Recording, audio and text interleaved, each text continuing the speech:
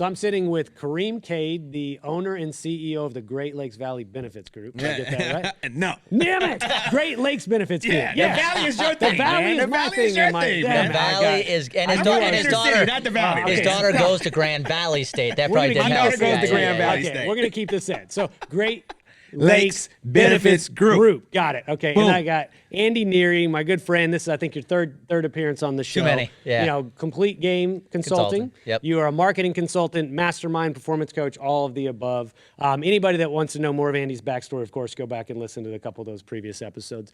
But while we're here today, we're here today to talk about something new you guys are doing for our industry. I feel very blessed and honored that you've picked this podcast to be able to formulate the story. And so I want to hear from you, Kareim, you, Andy, what you guys are doing. Before that, though, why don't we get a little bit of a bio out of the way? Kareim, you start. Give me some of your backstory, building the agency, who you are, et cetera. Wow. Should I go all the way back? Yeah, Should I go all the way we're back? going to hit pause and we're going to get 30 minutes of this and then we'll come to Andy. No, but please, wherever you want to go, man, really the goal is for folks to get a sense of who you are. Right. That's what I want. And so I appreciate it. First of all, thank you for having us. Pleasure. And Andy, again, invited me to be a part of this with him. Very excited to be here. Great Lakes Benefit Group, boy, I tell you, from where it is today and where we started, just amazing. I start back with my collegiate story of, one, my mother was in the insurance business, so let me kind of level set there. Okay. So at 12 years old, 13 years old, I watched my mom quit a quote-unquote good job and go into the insurance business. And at the time, she went to New York Life and went from New York Life over to Valley, selling annuities. And I watched that. So I watched this entrepreneurial thing go on, right? And behind the scenes, I was putting folders together, and she would pay me a quarter for putting folders together, right? So that was kind of my deal. Nice. Always knew I wanted to be an entrepreneur, but didn't know what that really meant or how I was going to go about doing it. I take myself down to what I refer to the Clark Atlanta University, historical black college in Atlanta, Georgia, and with my focus of what is it that I'm going to do in the future. I never knew. My parents told me I had to go to school. Same thing as most people, go to school and get a good job and let's figure it out from there. And I'm like, I don't follow rules well and I don't color well inside the lines. So I got to figure something out. So I get there. I'm having a great damn time. I'm partying. Maybe too good of a time. Oh man, I mean that was at the time. You figure in the '90s, that's when the Chronic album came out with Dr. Dre. So you know what that means. There was a lot of Chronic going on. Fair enough, yeah. There was And a that lot of maybe Chronic wasn't going on. conducive to the schoolwork, No, right? Okay. I passed past a couple classrooms on a regular basis. Yeah. And probably when I came into to class, my cologne was so loud, that everyone knew what I had been doing. And so I get this call, my third year. Mom says, "Hey, hope you're having a fantastic time down there. Yeah. We're only paying for 4 years. Okay. What are you gonna do?" Had never seen an advisor. Go in, I see an advisor. Advisor says, "Hey, here's how you finish." So ironically, I come out of school, and I tell you, it's the funniest thing. I think my grade point average, I want to say it's 2.1 when I graduated. Come out, had never been to a career center, had no job opportunities, had never had an internship. None of the things traditionally that should happen, right? And I graduate, and I'm like, what the hell am I gonna do? But you graduated with an insurance and risk management Insurance and degree. risk You're management like one of degree. 3 people out of my entire guest list that actually studied insurance, and you said that was almost a mistake, right? It was. Yeah, It was. It was just I had enough course work towards that because I'd taken some real estate courses, I'd taken some insurance courses because here it is. This is what I know my mom does, right? Yeah. I don't know anything else, and I'm really in school not knowing what the hell I want to do, Spencer. I don't have a clue. I know I don't want to work in corporate America, right? And so I do that. I leave. I go back home, 1995, and I get a license. And I say, okay, I'm gonna go into the business. And my mom was like, well, you can't come work for me. I'm gonna send you to New York Life. And the reason she sent me to New York Life, which was incredible, was that she said, I want you to be trained on the industry. I need you to know industry knowledge. just And this is gonna objectively be learn it. objectively know, and until you figure out what it is that you want to do, here's what where I want you to go. I starved. They told me to write a list of my 100 friends and relatives, and that's who I was supposed to call. And I'm like, these guys are still smoking weed and drinking and partying. Hell, they can't afford insurance. They're not gonna buy life insurance for me, right? Life Yeah. insurance, they probably don't qualify, right? So that was my start. I failed miserably. Yeah. I mean, I failed miserably. I had a buddy of mine that went over to Northwestern Mutual and said, hey, come over to Northwestern Mutual. We'll teach you how to do this thing. I go over to Northwestern Mutual, and that office in Michigan, they hired all former professional athletes. That was their market space. And so I went in and they had these natural markets that they had. And once again, same thing. Write a list of your folks. I'm like, shit, I've already seen this before, right? Yeah. This didn't work for me. And then I went and worked for my mom. My mom was at Colonial Life. My mom was working for Colonial Life. She said, I'm gonna teach you this voluntary benefits thing. All of this happened in the span between 1995 and 1996. That's it, bro. The 1 year span. Okay. 1 year, Yeah, bro. yeah. By a year and a half in, you know, I got married young, and my mother said, you know what, you're married. Your wife is not going to put up with you not bringing any money home. And I think that year I made $13,000, right? So I leave. But that's good context, though. Like, I think it's really important to understand, like, because we're going to flash forward in your timeline and talk about you building a really successful agency. First year, you made $13,000. $13,000. Three jobs, right? Yeah, three different places. Yeah, $13,000. Yeah. And then I leave and I go and teach school. I teach special education, not trained for special education. They were looking for males to be in the classroom. I happened to fit that bill. How did you get connected with that, out of curiosity? Well, it's interesting because the guy who asked me to come over to, actually had me come over to Northwestern Mutual, he was good friends with the superintendent. And the superintendent was just saying, hey, here. So I was a substitute teacher, man.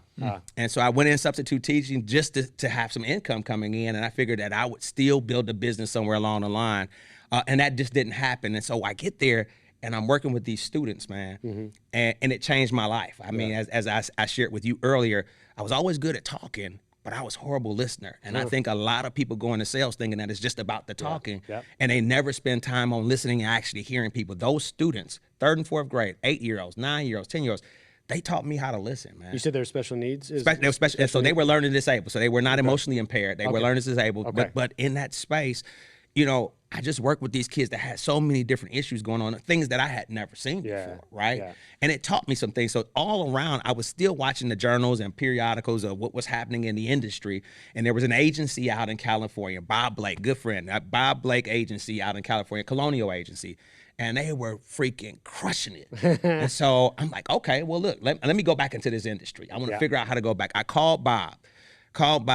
I say it was probably about 16 times. He says it was probably about 9 or 10. But I just kept calling. I was calling. And he just wouldn't get back to me. He wouldn't get back to me.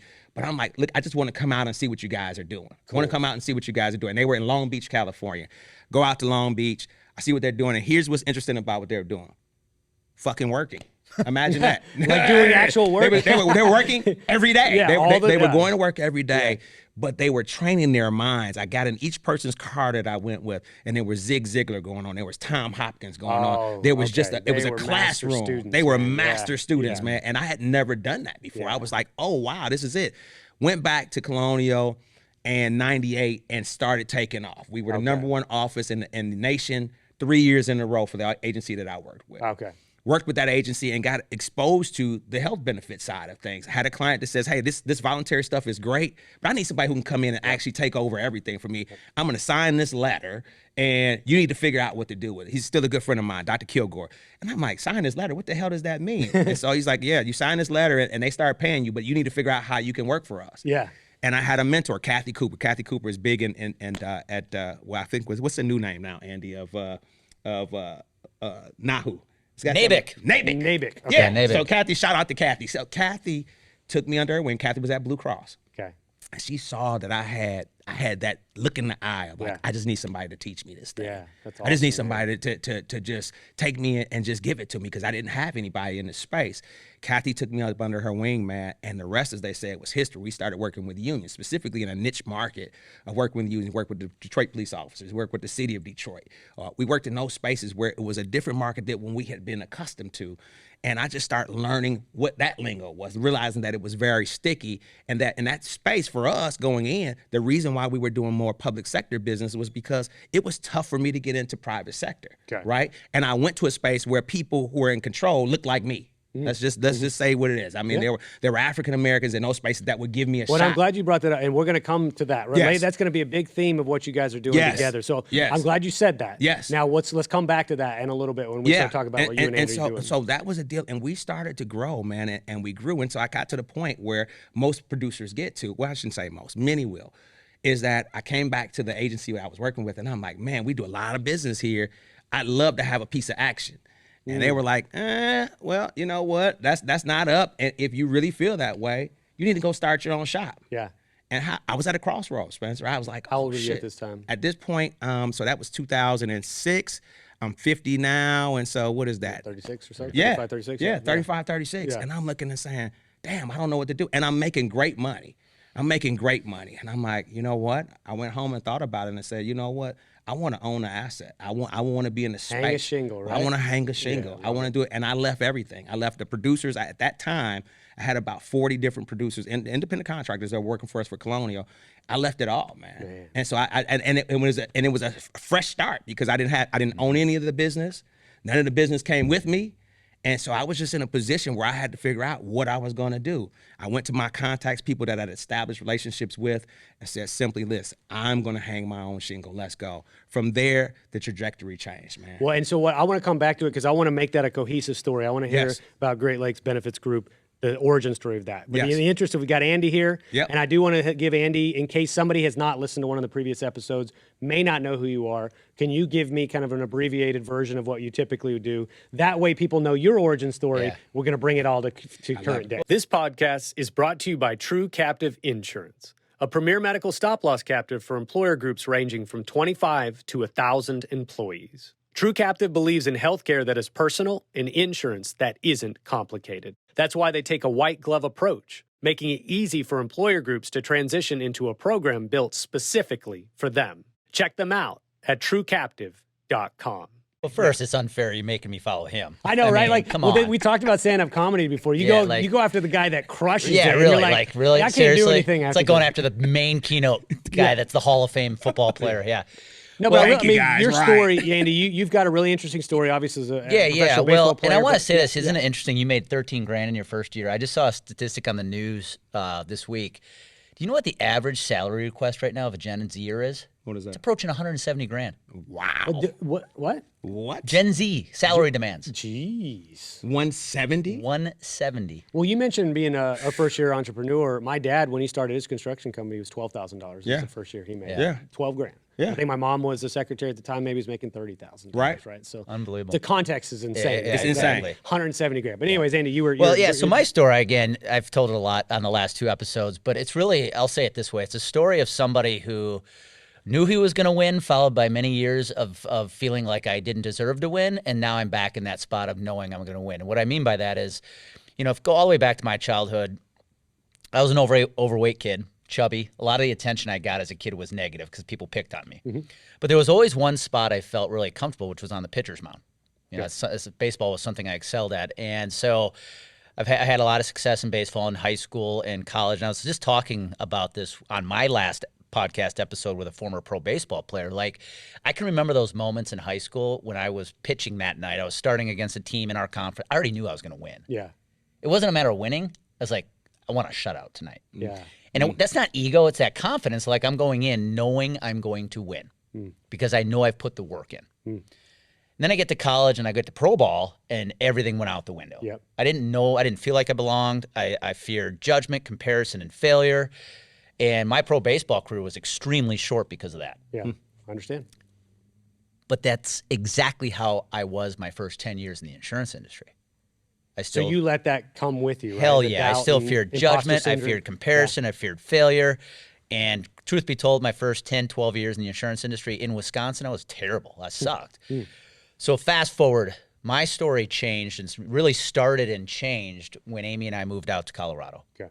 2014, I'm at an independent agency who did not leverage marketing. I'm in a market nobody knows who I am. And I knew I had a competitive advantage because we had been doing a lot of self-funding in Wisconsin. Okay. And it really wasn't a thing quite yet in Colorado.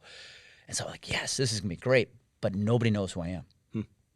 How am I going to sell? And I'm not going to spend my days picking up the phone every day. That's not my thing. Yeah. And that's where I said, okay, I'm going to build this thing called a brand. And I'm going to create a marketing plan that is very different from what we've been taught. And here's an important note I want to mention. Everything I learned from marketing and branding, I learned outside the industry. Really? And I brought it in That's cool. to the industry. And over the next 8 years, I built an amazing brand and I wrote a lot of You business in a certainly market nobody have. knew who I had. Yeah. And fast forward today, now we have Complete Game Consulting, which is a marketing consulting firm for the insurance industry.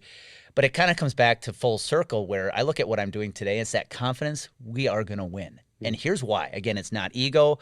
It's not arrogance. It's because no matter what we're faced with, we know we're going to be consistent and we're going to do the work. Well, what you're saying, Andy, and what I think I see already a connection point between your story and Kareem's. When you moved to Colorado, you basically got a chance to reinvent yourself. 100%. You got to shed all of the 100%. things that you thought about yourself. You were in a new place, fresh start. Literally just moving a place can literally reset yourself. And I think Absolutely. with your story too, going through that, being a substitute teacher, seeing, kind of the situation some of these children are in, you got to reinvent yourself. Correct. I think it allowed you to reflect on who you were and what you wanted to be. I've experienced a similar thing. Like we were talking beforehand, 3 years ago, I'd never made a piece of content. Just by making a piece of content on a whim, I started to reinvent myself. Like that old version of me, still some of the skills and all the things I bring to the table, but I got a chance to reinvent myself. Right. And so I just think that there's like people hearing this, I really want to stress, we are not fixed. We are not immutable. Who you are today doesn't mean that's who you are going to be tomorrow. You have an opportunity every day to make a change. And we're going to talk about some of that through content. I want to pull it forward though, Kareim. We stopped you at your story of your agency, and I want to have, maybe this is when we'll transition into what you and Andy are doing together as a partnership, but I do want to hear the story of the build of the agency. So could you flash me forward to that? Yeah. So flashing you forward, we had a first piece of business that I mentioned that a gentleman gave us, and we were like, wow, this is amazing. This is what. So the first thing I said, Andy and I were talking about this earlier. It was the lifestyle, right? I'm looking at this lifestyle, and I'm like, crap, is this what this can look like? This is what these brokers have been doing forever. This is when they talk about the golfing thing. But I didn't know how much work was going to come along with that, especially in hanging a shingle, right? It was one thing for me to be a producer. Now I was talking about running a business, and that was two different mindsets. And I think that most people, when they think about this business, is one thing, again, when you're just running and selling product. But when you start talking about having a staff, having people that are depending upon you to actually create a vision and take it forward, what is a different thing. And so for us, we took that, and we really focused on that. 2008 came along, and right before we started seeing things happen with ACA, I had a mentor that was just kind of guiding me through some things and saying, hey, here's how you build a business effectively. Here's how you build it efficiently. And I'll talk about this all the time. Andy and I talk about this. Mentorship, to me, that's the shortcut. Right. I always tell people that's the shortcut. If you want to avoid the mistakes, if you want to avoid the monetary things that go on, you've got to find somebody who's already done it. Right. And I'm like, okay, let me find somebody who's done it. So they started giving me the business acumen. And I never had anybody give me the business acumen before. And so what did that mean? How did I go about running a business? How did I go about looking at whether we were effective or not? How did I go back in terms of looking at key performance indicators? That was all foreign to me.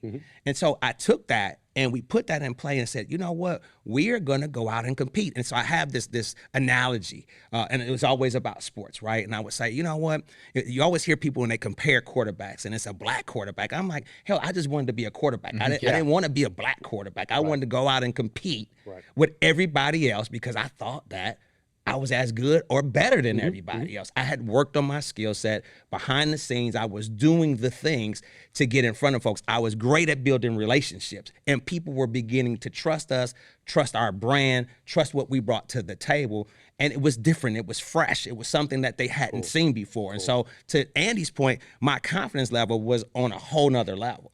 And we went out and really just started going after it. And so I went to this space where I built with a number of people. And at the height of it, I had about 50 independent contractors working within my agency. And about 2014, Spencer, I was burned out. I was burned out on people. I was burned out on personalities. I was burned out on all the things that had become important to me about helping to raise people's bar. I was burned out, and I hired a business coach. Best decision I had. Hired a business coach, Jane Gaynor. Jane came in and looked at the business and said, hey, you know what? You've got to decide how you're going to move this thing forward. And first thing she did was she had staff to assess me. Because I thought I was a great leader, right? I thought I was a great communicator. And you know what? I was one of these leaders that was in a position of saying, just you get in the car with me and watch what I do, right? That was my training, right? Get in the car and watch. And they were like, but we're not you. We can't do it. But there was no process. There was nothing tactical about what I was doing. But it was all relationship driven. So when I looked at it, was my agency at that time was personality driven agency. If you remove me from it, there were no systems in place that would keep that thing intact to move it forward. And so in hiring that business coach, that took me from being personality-driven agency to putting systems in place that actually started to make things move whether I was there or whether I wasn't there. So you started, they say is the proverbial, you started working on the business instead of in the business. Right? Yes. And it changed. And what I did was I took that 50 and I shrunk it down to 9. Okay. And I said, you know what? I had a guy that came into the agency with me, Rob Hartman, and he said, you know what? I want you to look at this thing the way that broker-dealer offices work. You've got like this 7-person deal where you've got 2 rainmakers, you've got somebody inside that's doing admin. I mean, this is kind of how this thing works. But yet, if everybody is focused on their own respective roles, you can be way more efficient in what you're doing. And we did that, and man, the business took off to a whole nother level. The business took off you were to a talking whole about the nother level. coach, and one of the things, and Andy, I know obviously you believe in this as well. I have a post I haven't drafted yet, but have you guys heard of the? I've drafted, I haven't posted, excuse me, but the idea in quantum physics that nothing observed is unaffected by the observer. Have you ever heard that term? So what it means basically is we could all watch the same event, but through our own personal lens and biases and judgment, we see something slightly different. Right.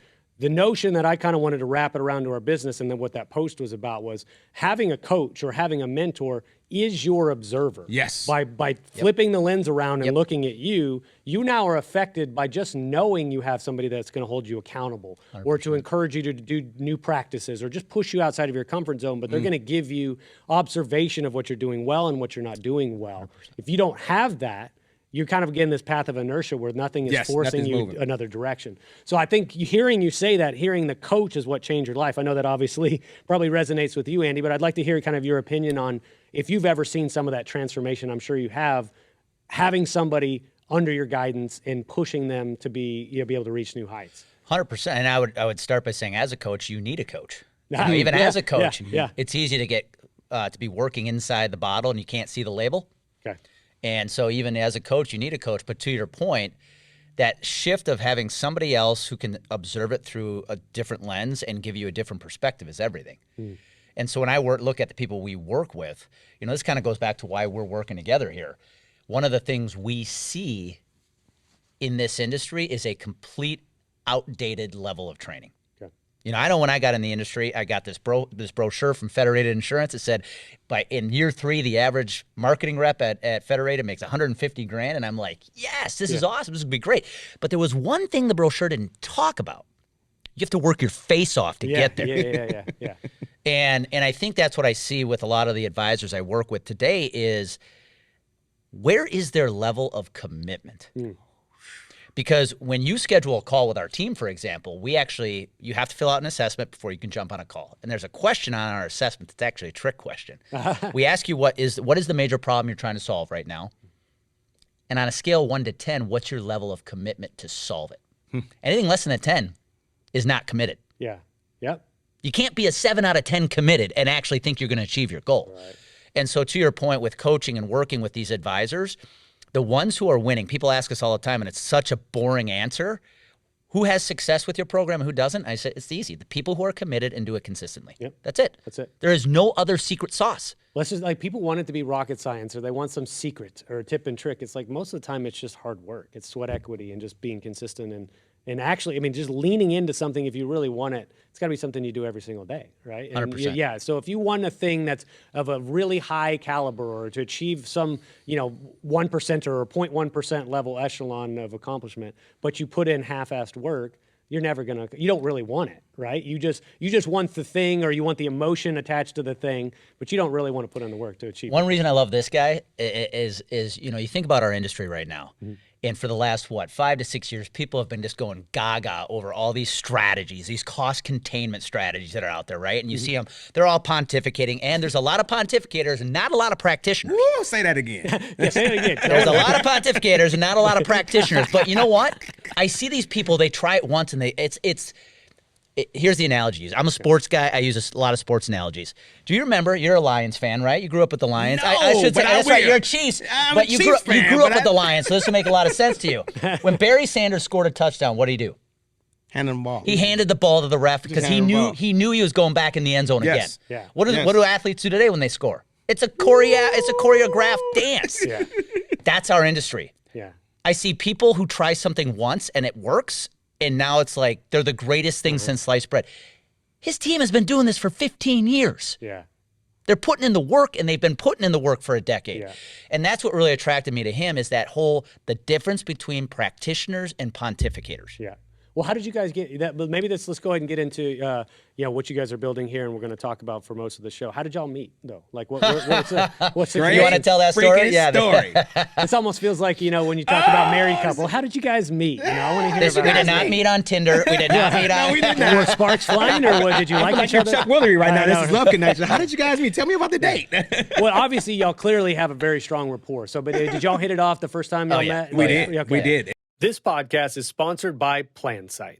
PlanSite is a technology for employee benefits brokers to more efficiently manage their RFP process for any group size, all funding types, and over 20 benefit lines and point solutions. PlanSite is the only end-to-end RFP technology on the market today. Let's modernize your RFP process together. Check us out at plansite.com.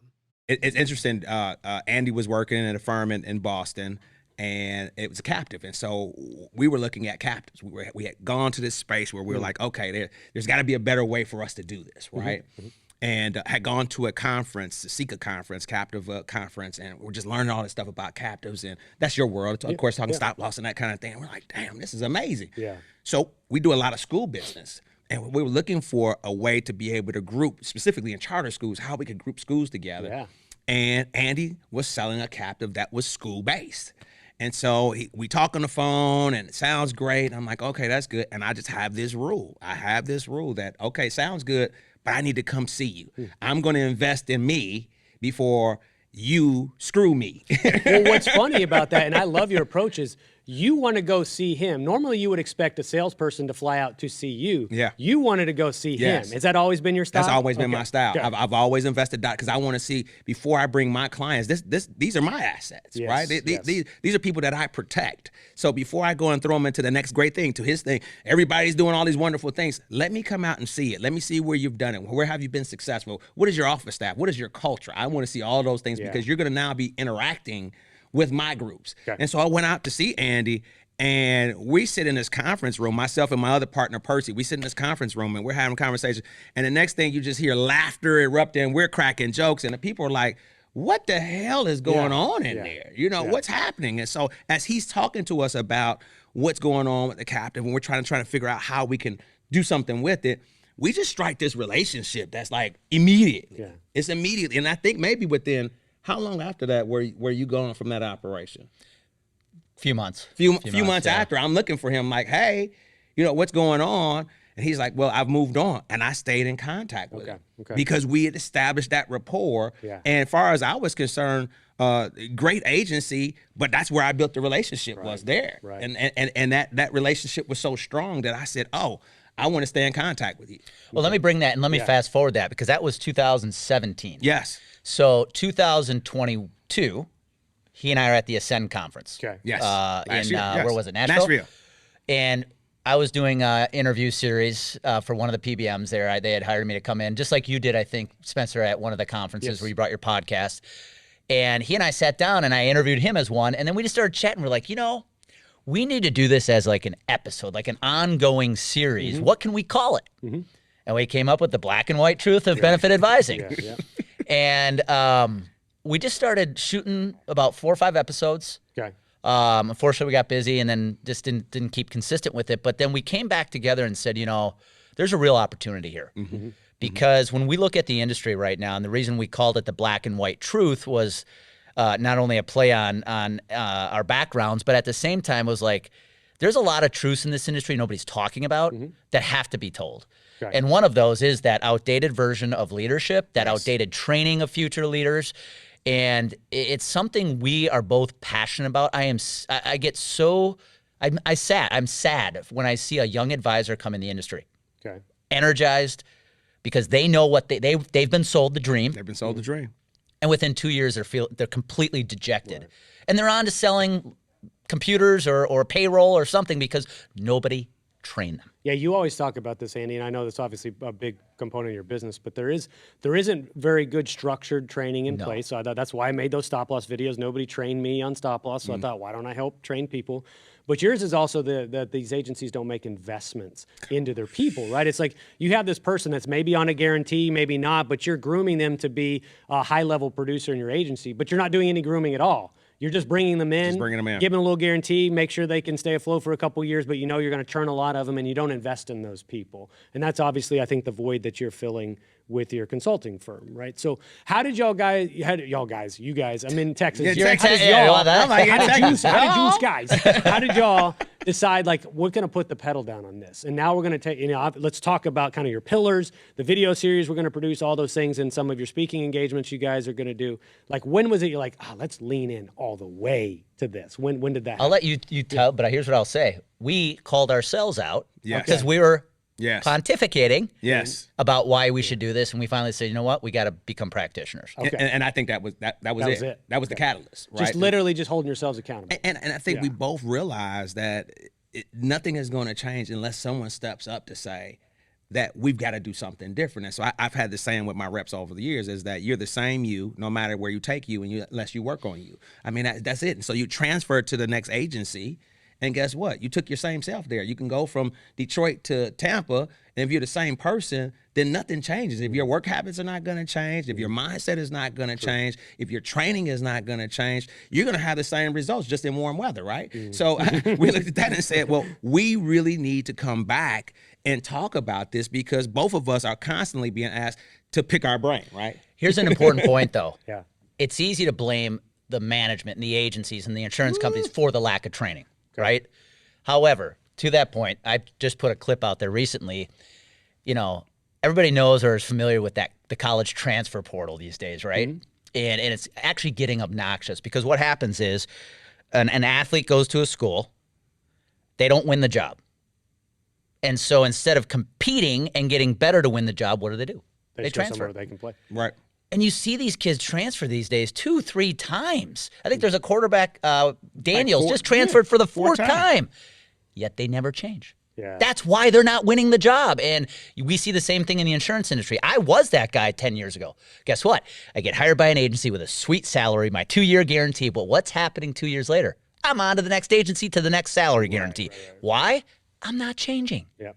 Yep. And so the point is, we want to hold the leaders accountable, but you, the advisor, have to be just as accountable and committed to getting better. Absolutely. Totally. Absolutely. Yeah. So let's talk about the pillars, because I know the 3 pillars of this is really important for you guys, and I think that'll give us talking points on each one of those. So tell me the 3 pillars of the black and white truth, and we'll just start with tell me all 3, and then let's break each one of those apart after. Awesome. This. Yeah. The first one is the outdated training.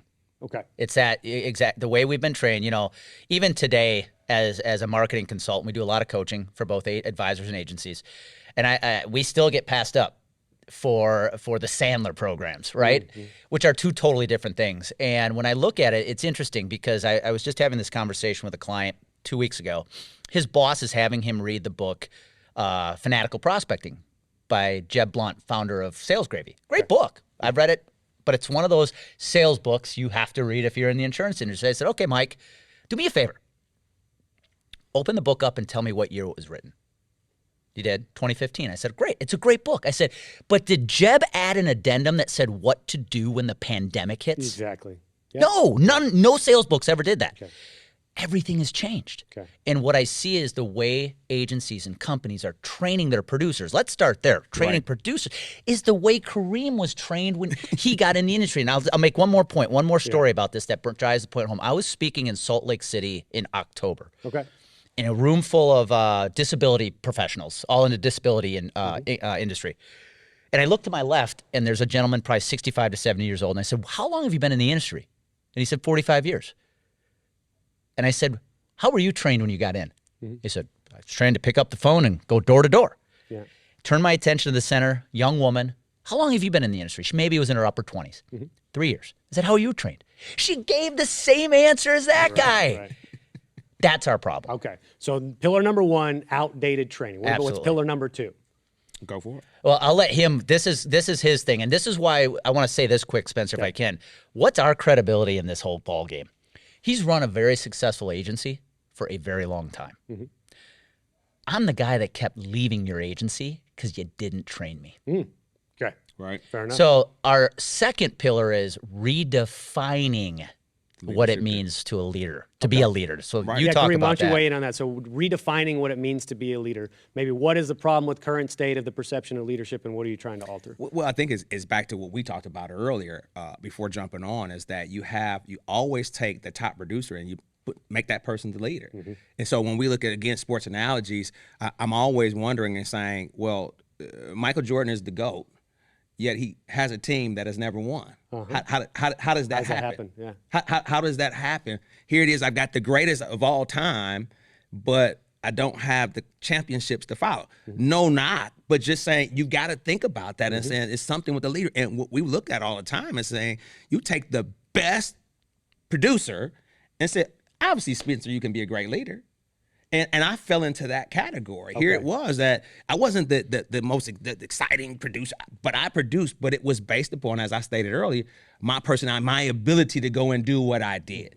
But it was something that was not trainable, was not coachable, and really coming back and saying many of the leaders that we see in that position, they've been unwilling to evolve themselves as leaders to figure out how do we take it. Because now we're talking about a Gen Zer is asking for 170,000, right? 100, I'm and still telling you, shaking my head at that. 13,000 is what I made. My mindset is still like, you need to pick up the phone, you need to go call, because people, you need to go door to. So we've got to change and watch how those leaders define what leadership really means like for that now, because we haven't talked about that. And I think we still continue to look at the leader as being, again, the one, he or she, who produces the most. And I've only come to find out that that is not the truth. It's really about, hey, he or she that can bring people together and rise together and bring that impact to a different level. And that's something that we just don't see in our industry. So when we look at that, that required me to invest money into the agency as a leader. It required me to invest in a business coach for myself. It required me to do some things that I had not been willing to do previously. And I find a lot of agencies that are not willing to do it because you got to do it the way that I was doing it. And if we look at how you did it before, to his point, anytime we're talking about a 65-year-old and a 20-something-year-old are saying the exact same thing, there's an entire disconnect there. So we want to focus in on how do we define and change that definition of leadership, right? What does that mean in 2023? And more importantly, how do we get leaders to buy into the fact that as an agency owner, you have a responsibility. You've brought these people in. Now, obviously, they've got to do the work, but you at least have to provide the framework for them to be able to do so. And we just don't see that happening today. And so we really want to drive that home from the leadership side, right? Because normally what happens is you go in and you look at people taking these seminars and these courses and those kind of things, Spencer, and what you find is that the leader is no longer, the leader's out golfing while everybody else is in the room, right? So he or she is never looking or hearing what needs to happen. They're just saying, hey, listen, I brought the speaker in, listen to what they're saying and then go do it. But yet, when you come back in, and Andy and I have talked about this, they came in, they learned all this stuff, they want to start implementing this, and then the leader comes back and said, well, we don't do this here. That's not the way we run this agency. So here it is that we've paid for something that we had no intentions of actually implementing, but it was to pacify the folks that were in agency. But as an agency head, we had no intention of actually implementing ourselves. Isn't it amazing how you'll be introduced with new ideas and there's a track record and proof that it works, and then people look at it and go, well, that's not what we do. It's not what we do here. Our agency is different. Our agency is different. We don't do that. You don't understand, Spencer, how we do things, right? So we've got outdated training. We've got, kind of maybe poor decisions around or what leadership, the definition of leadership. What's number 3? Pillar number 3. Well, and I want to say something quick. It's so I find it really interesting with agencies specifically. You're going to hire a team of producers, right? The phrase I always use is their revenue is your retirement. Yet you don't want to train them. It just makes no sense whatsoever. But diversity, immediately when people go to diversity, what do you think they think of? Obviously what we look like, right? Black and white. And we, you said it earlier, Spencer, and I love it. I say it all the time. We are in an industry that is pale, stale, and male. It just is. We don't have enough minorities, whether that means you're a woman, African-American, Hispanic. That's one reason why we built our League of Their Own women's community. We want to support the women in the industry because they're still fighting an uphill battle, believe it or not, in this industry. And so, when we talk about lack of diversity, what we're actually saying is not a lack of diversity with ethnicity and sex and race.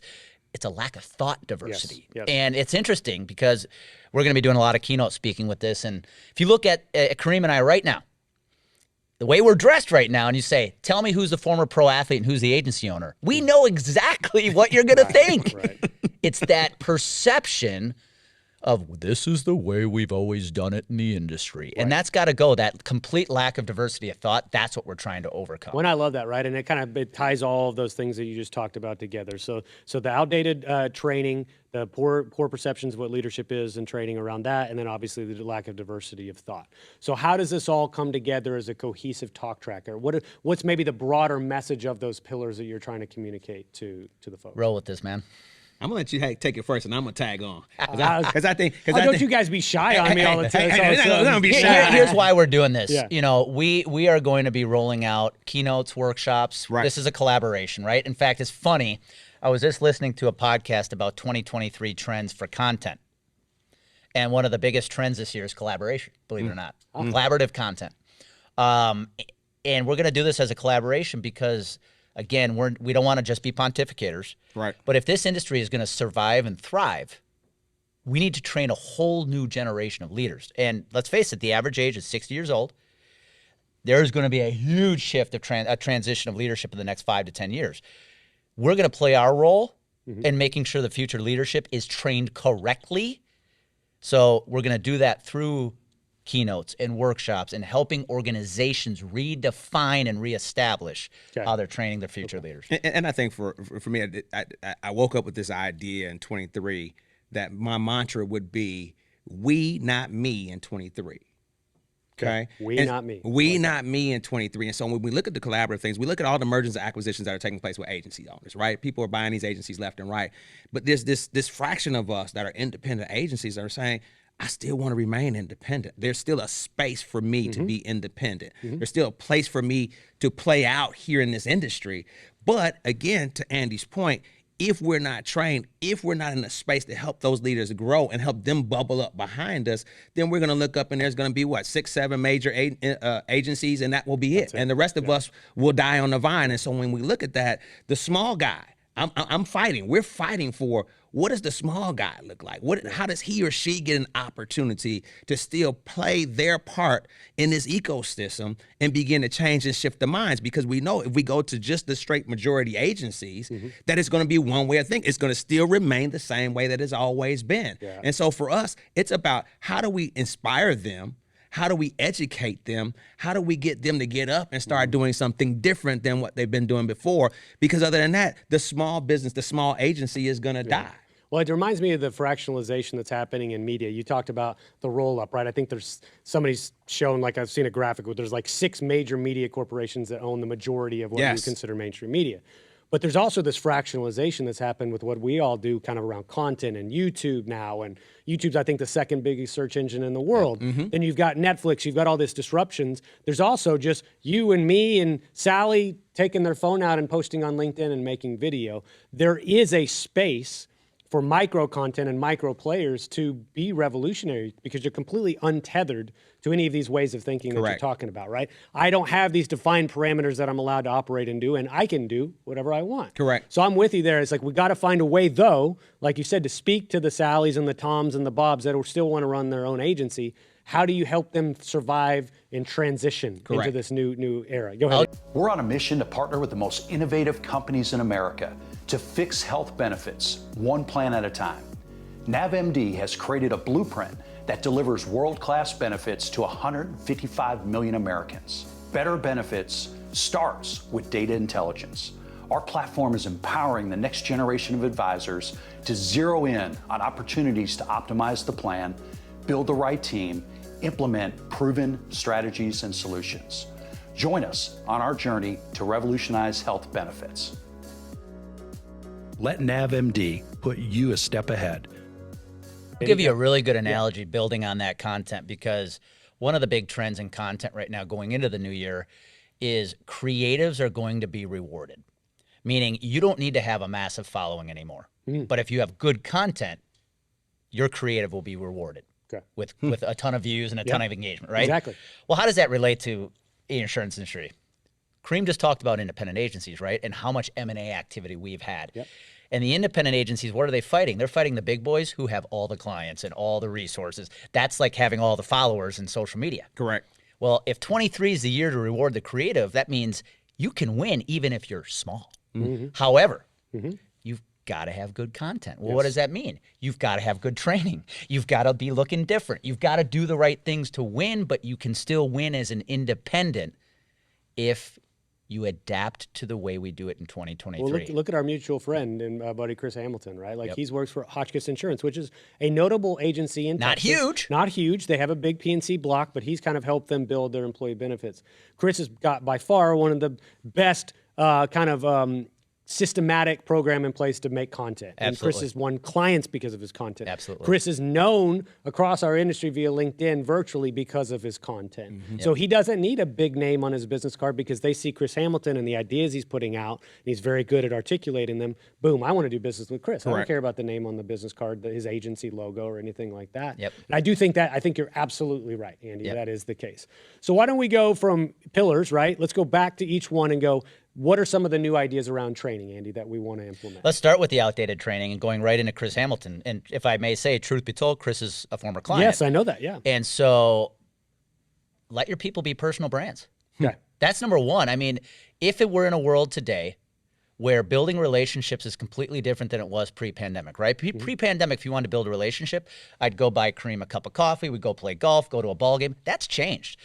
But the beautiful thing is you can build a relationship with prospects before they ever meet you. Yes. With a brand. Yes. And what I am preaching, even for the big boys, is if your mission is just to tell your producers to go sell your logo, you're not going to win anymore.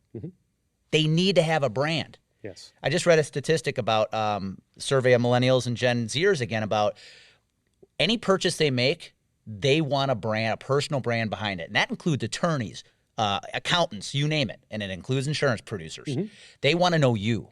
Right. And so if you're an agency from a training perspective, you have to let your people become brands because at the end of the day, Seth Denson said this, you're renting your producer's brand, they're not renting your logo. Yes. Yes. So that's a huge shift we have to make in how we train our producers. And I think, and the key with that is when we start talking about the folks that we all attract someone different, right? And so based upon my brand, the business owners that I attract may be totally different than the business owners that Andy attracts. So if I'm only learning it Andy's way, that's stifling my ability to be able to go out and attract the folks that would actually do business with me, which ultimately means is doing business with us, right? Yep. And so we've got to be open to the fact of me having my own brand doesn't take anything away from the agency as a whole. I'm not going to, and I think we have this mentality of we've got to hold on to this producer. My thought is that if we've done the right thing, if we've created the right environment and the right culture, you're going to want to be here.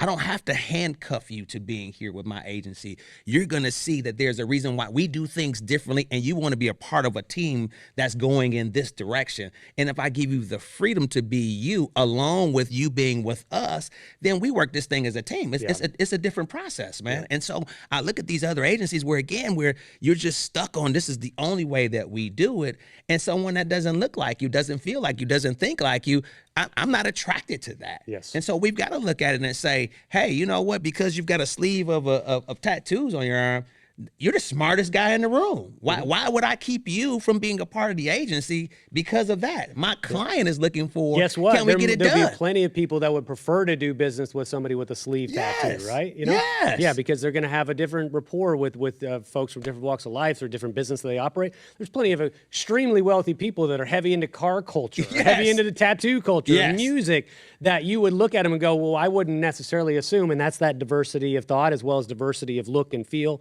is that I wouldn't assume that, but then you get to know him and, oh, that guy's worth $50 million. And that right there, that part, you know, and here it is that I've got the stoic and I've got them doing this thing and I'm making $100,000 and this guy's making $50 million and yet I'm judging how he or she looks on outward appearance as opposed to the content, the energy, the inspiration, all of the other things that they're bringing to the table. That's different. And so that branding piece, we are focusing in on, you've got to allow these folks to have their own brand. Them having their own brand allows them to be in a space where they can function at their highest because they're in their own brand. Well, so we got about 10 minutes left, but I want to go backwards, and if you will, address the leadership question for me. Like, what are we doing different around leadership? Yeah, it bleeds to what you just said. You know, by the way, if anybody doesn't know, Spencer, you're a heavy death metal fan. So I mean, talk about branding with music. Yeah. I had my own a little epiphany with this earlier last year because I almost got sucked into this is the way we always do it. Yeah. I got hired. We got hired by Colonial Life to come do a big workshop, and it was a big win for us, right? And we had a great experience with them. But I was going to their headquarters in Columbia, South Carolina, and as you can notice, I have a ponytail, I have a man bun, and I almost went and got my hair cut. So I'm like, how are they going to perceive me if I show up like this? And I didn't. I showed up. I had my hair down. But about 5 minutes into the workshop, I said, guys, would you mind? It was annoying me so much. I said, can I just put my hair up? They're like, yeah, we don't care. And that was my little like, nobody cares anymore. Yeah. That's my brand. Yeah. Right. What they care is what's coming out of my mouth. And that for me was what leadership is all about today. It's not how you look. It's not how you dress. Yeah, don't be a slob, but it's the content of your character and what is coming out of your mouth. So when it comes to redefining leadership, here's an easy question to answer, guys. Who's the greatest coach in college football? Saban? Probably Nick Saban. Okay. Who's the greatest coach in the NFL? Belichick. Bill Belichick. Yeah. Did they ever play in the NFL? Did they have great NFL careers? Yeah. No, but they're great leaders. Exactly. And so back to Kareem's point, like just because Johnny over here is your number one sales producer does not mean Johnny should be elevated sales manager. Yes. It's finding the right leaders to put the right people on the bus. And you will never have, when you get the right people on the bus, you'll never have a culture issue. And you'll actually have to turn people away from working with you, for you, versus what a lot of agencies are dealing with today and then struggling to find people to work with them. Well, so last but not least, diversity of thought. Well, that we could go anywhere with that, but to you, what does that mean, and what do you really want to communicate to people when you go and speak on these stages? What kind of diversity of thought are we talking about? I think it starts with authenticity, right? And when we're thinking about how we go about it, that again, we've had this framework of what says that we have to do. It's this box. It's coloring inside the lines. And we're saying color outside the lines and let's get perspectives from everyone as we're looking at the nation continuing to change, whether that be through ethnicity, whether that be through sexual orientation, whatever that is. We've got to be open to the fact in our industry, we service everyone, right? Everyone's using a health insurance product. Everyone's using a life insurance product. And so the way of thinking about it in the way that we've always done it, that's not going to work when we start going into these companies and there's Generation Zers that are sitting there and we come in the old way, like I told you. I mean, face shave in, here's my blue suit, here's my red tie, here's my black shoes. That's just not going to work, right? And so we've got to have diversity of thought, because if I'm sitting with the same folks, always just taking in from the same people, it does not allow me to think about how do you think about things different. I joked with all you guys when I came in and said, wow, great hair club in here, right? Everybody's great hair, and here it is. I'm like, I don't have, so I would think sitting here at the table, here's diversity of thought. I got 4 guys with great hair and no guy with no hair. I can speak to the guys who have no hair because there's going to be some hair envy, Spencer. You know what I mean? There's going to be some hair. And if you can't speak to a guy who doesn't have hair, how do you attract that guy? And so it's like taking something and being silly with it in that moment. But I'm just saying to you, I'm going to have a different thought about what hair means to me. You know, and so I want to change that. You felt you say that. So I grew up in a household where my dad ran a construction company and still does. You know, he'd come home dirty, he'd come home sweaty, he's in jeans, you know, ratty old clothes because he was out working in the sun. I am just as comfortable sitting down with somebody from his crew, right? Or somebody, you know, that is sweaty off the you know, assembly line or something like that, having a beer. I curse a lot. I go into a lot of Southern drawl, but it's because I can be comfortable in that situation. But 100%. you look at me and go, like, you mentioned death metal, Andy. You mentioned I've got a suit jacket on.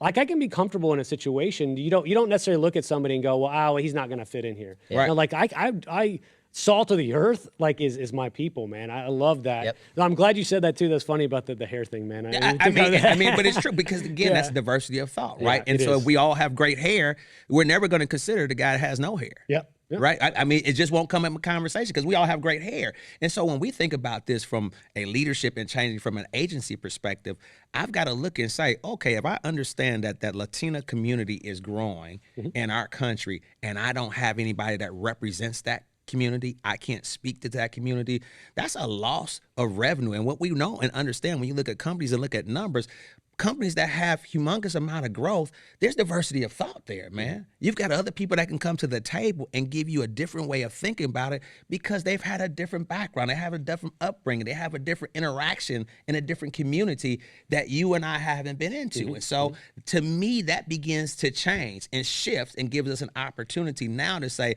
with the diversity of thought, let's look at the profitability. Let's always go to the profitability of it, right? I'm talking to an agency owner. They want to know about profitability. I can tell you that you will have and experience more profitability if you've got diversity of thought around your agency. It changes the game. So let's zoom out, guys, because we got a couple minutes left, and I know we've got other stuff to shoot today. And Andy, I know you have a call as well. What about big picture of this, right? Because you're not doing this just in the short term. You're not thinking about 6 months from now. You guys are thinking about 6 years from now or 10 years from now. Tell me about the big picture of what you think this will do to our industry. We were just having a conversation this morning. I got strong comments about this. So we were just talking about the whole Nahu change to NABIC. And our comments in the car this morning were, that's great, they're changing a name, but is it going to change who they are? No name change is going to create a different change in culture. The people that run that have to change too. Yes. And it's the same thing with our industry. You know, I was part of a book called Breaking Through the Status Quo. And I see a lot of people in the industry use the phrase status quo to win business, yet it's the exact thing that defines how they run their business. Okay. And I'll finish my last comment with a quote about this, the big picture. I'll never forget the quote. I forget his name. He was the CEO of Nokia. And it was at the point when it was reality. The Android and the Apple, the iPhone have taken over. And Nokia's days competing in the phone space were over. He sat at a podium in front of his investors, and he said, "We did nothing wrong, but we lost." If you're not adapting right now in this industry, whether it's training your producers, training new leaders, bringing diversity into your organization, you're not doing anything wrong, but you're going to lose. And that's really what we're trying to change here. Our mission is to continue. This industry will continue on, but if it's going to continue on successfully, we need a new style of leadership, and that's what we want to help impact. Awesome. What are your thoughts, Greg? And I think my final thoughts is that the bigger picture is it's insurance today, is other industries as we continue to move, because this is something that's universal. I mean, we can look in multiple industries and find the exact same things happening where there's been slow growth to change, slow growth to adapt to the new way of doing things. And so for us, it's about these principles become universal. How can we take these principles and then go from an insurance vertical to the next vertical? Whatever that vertical is, as we begin to identify what that looks like, the messaging is the same, right? Those three pillars will fall across multiple industries, and there's multiple industries where people are suffering because there has been no shift in leadership. The definition of leadership is different, and there's definitely no diversity of thought. Man. Well, that's just a fantastic way to end it. You guys wrapped it up really well, and you got me really excited. I'll admit I'm kind of stirred right now, and I want to talk to you more. But we've got other stuff we've got to do today, fellas. I think this is a good place to end it. Again, thank you, an honor for having you on the couch to tell your story. Excited about where this is going to go. But let's go ahead and wrap it here. Appreciate you, and I'm sure we'll be doing this again at some point as well. Thanks, guys. Thanks for having us, you. Matt.